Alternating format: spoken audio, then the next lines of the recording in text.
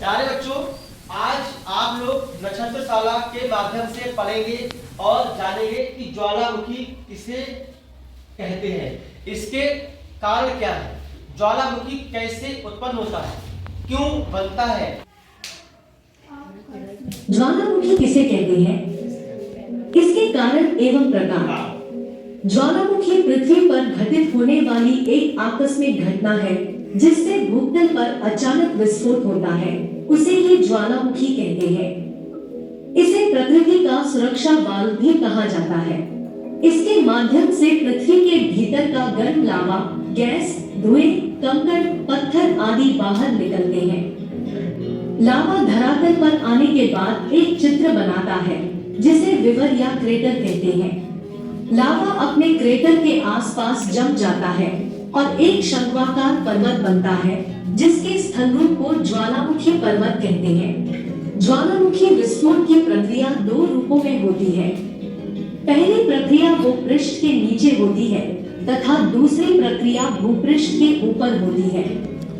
बता दें कि पृथ्वी की सतह पर परिवर्तन लाने वाले बलों में इसे रचनात्मक बल के रूप में वर्गीकृत किया जाता है क्योंकि इनसे कई स्थल रूपों का निर्माण होता है। ज्वालामुखी से कई तरह के पदार्थ निकलते हैं, जैसे मैग्मा लावा।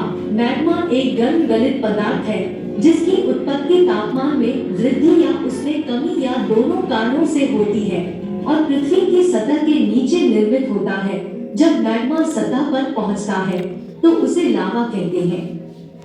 ज्वालामुखी बम, ज्वालामुखी उद्गार प्रक्रिया से निकलने वाली चट्टानों के बड़े बड़े टुकड़े को ज्वालामुखी बम कहते हैं। एक गर्म गलित अवस्था में रहते हैं, लेकिन जैसे जैसे सतह पर आते हैं ठंडा होकर ठोस अवस्था प्राप्त कर लेते हैं। लैपिली ज्वालामुखी प्रक्रिया से निष्कासित लगभग मटर के दाने के बराबर वाली ठोस लावा चट्टानों को लैपिली कहते हैं। प्यूमिस यह लावा के झाग से बने होते हैं, इसीलिए इसका घनत्व जल के घनत्व से भी कम होता है और ये जल के ऊपर फैलते हैं। धूल राख अति महीन चट्टानी कण जो हवा के साथ उड़ सकते हैं धूल कहलाते हैं। पायरोक्लास्ट ज्वालामुखी क्रिया से निकलने वाली चट्टानों के बड़े बड़े टुकड़े को पायरोक्लास्ट कहते हैं। ज्वालामुखी तीन प्रकार के होते हैं।